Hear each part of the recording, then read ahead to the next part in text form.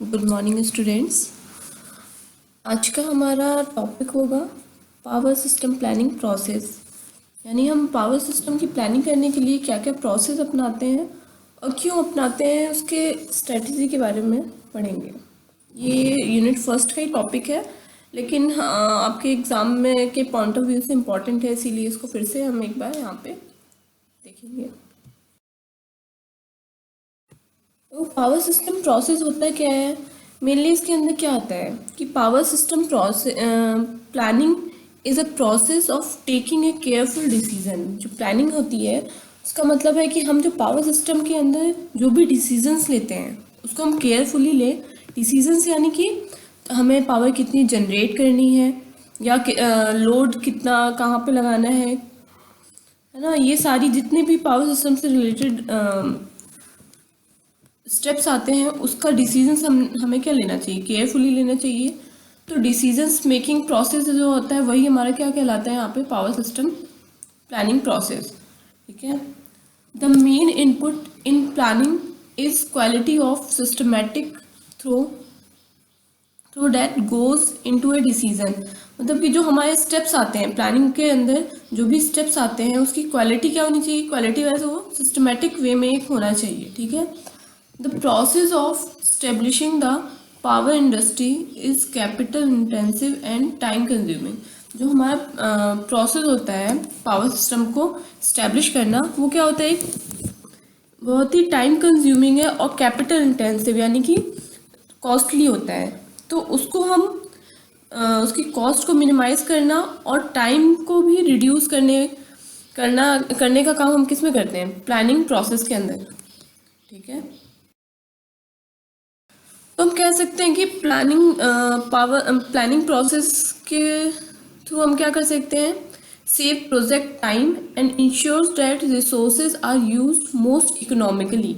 यानी कि हम जो टाइम जो प्रोसेस मतलब पावर सिस्टम को डिज़ाइन करने के लिए जो हमारा टाइम लग रहा है वो रिड्यूस हो जाता है प्लानिंग प्रोसेस के थ्रू, और साथ ही साथ जो भी हम रिसोर्सेज यूज़ कर रहे हैं वो बहुत ही इकोनॉमिकली यूज़ कर सकते हैं। ठीक है। क्योंकि हम एक सिस्टमेटिक वे में सारी चीज़ों को क्या करते हैं, मैनेज करते हैं। Planning is a process of selecting vision, values, mission and objectives and deciding what should be done to attain them. यानी हम प्लानिंग प्रोसेस के अंदर क्या करते हैं कि एक पर्टिकुलर वैल्यूज जो होते हैं, मिशन, विजन एंड ऑब्जेक्टिव्स को डिसाइड करते हैं और हम लगातार वो करते हैं, मतलब एफर्ट्स करते हैं ताकि हम उन सबको क्या कर सके, अटेन कर सके, है ना, पा सकें। उसके लिए हम एफर्ट्स करते हैं। तो planning process should be taken into account. Planning process के अंदर क्या क्या आता है, अनसर्टेनिटी अबाउट द फ्यूचर, यानी फ्यूचर में होने वाली जो भी अनसर्टेनिटी है उसको ध्यान में रखते हैं। ठीक है। मैनी अल्टरनेटिव्स एक्शन, यानी कि अगर मान लो कोई फॉल्ट आ जाता है तो हम उसके अल्टरनेटिव में कोई भी कई सारे एक्शंस रखते हैं, मतलब उसका अल्टरनेटिव भी रखते हैं। फॉल्ट अगर आ रहा है, मान लो ट्रांसमिशन लाइन में फॉल्ट आया तो पूरा हमारा सिस्टम बंद ना होने पाए, इसके लिए कोई ना कोई अल्टरनेटिव्स रखेंगे। ठीक है। चाहे कोई भी फॉल्ट है उसका अल्टरनेटिव एक रखते हैं ताकि हमारा पावर सिस्टम क्या हो, चलता रहे। ठीक है, इंटरप्शंस ना होने पाए। And many goals and constraints. ठीक है। Planning can be seen as consisting 3 cyclic components. Planning process के अंदर क्या होता है, 3 साइक्लिक प्रोसेसेस होते हैं। ठीक है, जो कि हम अभी पढ़ते हैं आगे नेक्स्ट स्लाइड में।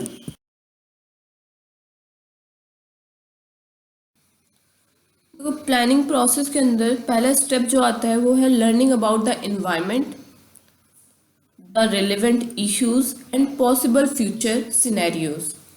ठीक है। इसका मतलब क्या हुआ कि जहाँ भी हम अपना पावर सिस्टम डिज़ाइन कर रहे हैं, जिस भी एरिया के लिए, पर्टिकुलर सारे एरियाज़ के बारे में, के इन्वायरमेंट के बारे में हमको पता होना चाहिए, क्योंकि इन्वायरमेंट के अकॉर्डिंग है हम फॉल्ट्स डिसाइड कर सकते हैं कि मान लो पॉसिबल फॉल्ट क्या होंगी। अगर मान लो रेनी सीजन बहुत ज़्यादा होता है वहाँ पे, है ना, इन्वायरमेंट वहाँ का ऐसा है कि वहाँ पे रेनी सीजन होता है, तो लाइटनिंग के कारण क्या होगा, फॉल्ट आएगा। या मान लो गर्मी बहुत ज़्यादा है ना, हीट अब बहुत ज़्यादा है, हीट होता है, तो वहाँ पे कौन सी फॉल्ट आएगी, सैग वगैरह ये प्रॉब्लम आएगी, और भी बहुत सारे फॉल्ट्स आ सकते हैं ना। तो इन्वायरमेंट हमारा एक मेन फैक्टर होता है पावर सिस्टम प्लानिंग के अंदर, जिसको हमें स्टडी करना होता है। और रिलेवेंट इश्यूज, और भी क्या इश्यूज आ सकते हैं पॉसिबल फ्यूचर, यानी कि हमारे फ्यूचर में और भी क्या क्या फॉल्ट्स आने की पॉसिबिलिटीज़ होती हैं, वो उन सारे सिनेरियो के बारे में हम स्टडी करते हैं। क्यों करते हैं? To in order to identify, ताकि हम अपने गोल को आइडेंटिफाई कर सकें, स्ट्रेटेजिकल गोल हमारा क्या हो, ठीक है। द डिसीजन क्राइटेरिया, हमारा डिसीजन क्राइटेरिया उस पर डिपेंड करता है कि हम वही सारे जो भी पॉसिबल फ्यूचर फॉल्ट होंगे या इन्वायरमेंट इश्यूज जो भी होंगे, उस पर हमारा क्या है, डिसीजन डिपेंड करेगा, ठीक है। और थर्ड है हमारा टेक्नोलॉजिकल नीड है ना, अपॉर्चुनिटीज़। हमारी टेक्नोलॉजिकल नीड क्या होंगी, अपॉर्चुनिटीज़ क्या होंगी, वो भी हमारा इन सब पे डिपेंड करेगा। नेक्स्ट स्टेप होता है इसका thinking about available strategical options, यानी कि हमारे पास क्या क्या ऑप्शंस हैं उसके बारे में हम स्टडी करना, ठीक है। द एसोसिएटेड कॉस्ट हमारी क्या आने वाली है ना, उससे एसोसिएटेड कॉस्ट क्या आएगी, एंड रिस्क क्या है, एंड देयर इम्प्लीमेंटेशन, और उसका इम्प्लीमेंटेशन हम कैसे करें, ठीक है। ये सारे क्या होते हैं, this involves investment of resources, ठीक। नेक्स्ट है possible unforeseen factors, unforeseen factors यानी अनसर्टेनिटीज जो होंगी पॉसिबल आगे चल के, है ना। रिलायबिलिटी ऑफ आउटकम, ठीक है। थर्ड स्टेप आ जाते हैं action that involves choosing preferred plans और strategies on the basis of supporting analysis. तो ये 3 स्टेप्स आते हैं जो कि हमारे प्लानिंग प्रोसेस के अंदर आते हैं। अगर हम इन तीनों स्टेप्स को प्रॉपरली फॉलो करते हैं तो हमारा टाइम क्या होता है, पावर सिस्टम का जो वर्किंग टाइम होगा, या कह सकते हैं कि जो टाइम कंज्यूम होगा वो सारा क्या हो जाएगा, रिड्यूस हो जाएगा। साथ ही साथ हमारी कॉस्ट क्या होगी, वो भी रिड्यूस होगी, यानी कि हमारा सिस्टम, पावर सिस्टम बहुत ही इकोनॉमिकल बना सकते हैं by using the proper planning process.